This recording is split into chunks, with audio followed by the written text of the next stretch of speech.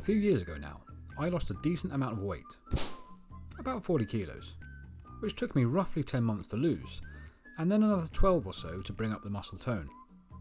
And during that time, I learnt a fair bit, like calories in versus calories out. Not that type of out.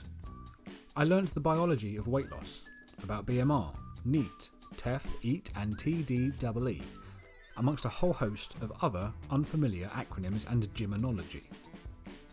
I learnt about the human body, but physiology is not what we're talking about today. The most interesting thing I learnt losing weight was not a series of letters or about the mechanical processes we go through in weight loss. It was entirely about the grey lump sitting between your ears. The first thing is emotion. Now I wanted to lose weight because I was angry, I was annoyed, bitter and resentful at where I was in life.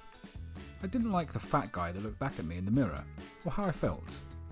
And that emotive reason got me into starting the process of weight loss. For sure, that carried me through a lot of tough workouts in the beginning. It was a great feeling being able to push that frustration into something positive. But anger doesn't last. No emotion does. For example, say one day you're sitting on the sofa, single, alone and out of shape, and you decide you want to get healthy because you want a partner. You work out every day, not that you need a six-pack for seduction, but you find someone. Your reason to stay healthy then no longer exists. Yeah, that's a simple analogy, but just like anger or sadness or joy, if we base our adherence to a diet or workout plan on emotion, it would only last as long as that emotion or state lasts. It has an end. And though emotions got me started on this journey, they are not what carried me through. The approach I started to take was, come what may, I'm going to do it anyway.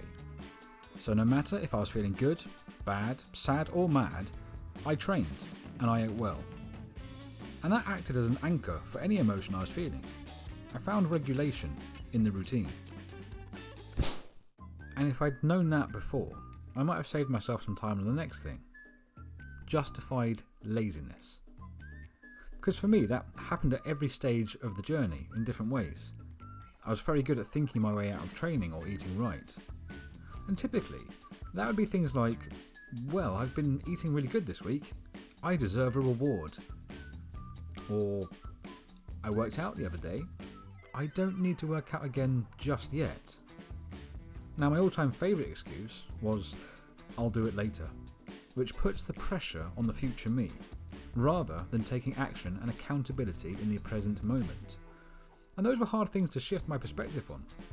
You kind of had to think yourself out of it. So, I'm tired, I'll do it later, I changed to, I'm tired now, but I will work out, get it out of the way, and then I can chill.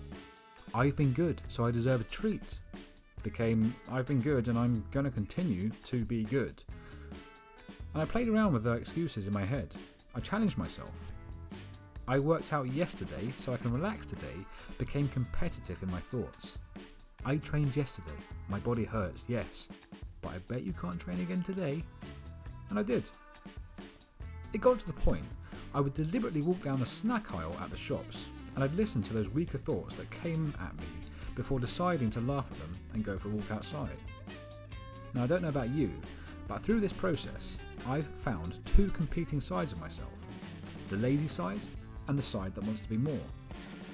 The lazy side will win a lot, at least initially, but the more you start to act on that healthy side, the easier and more habitual it will become. I wanted to share that. Found it interesting. And if you did too, subscribe. It helps me out a lot, and I'd appreciate you sharing your advice below. Anyway, hope to see you next time.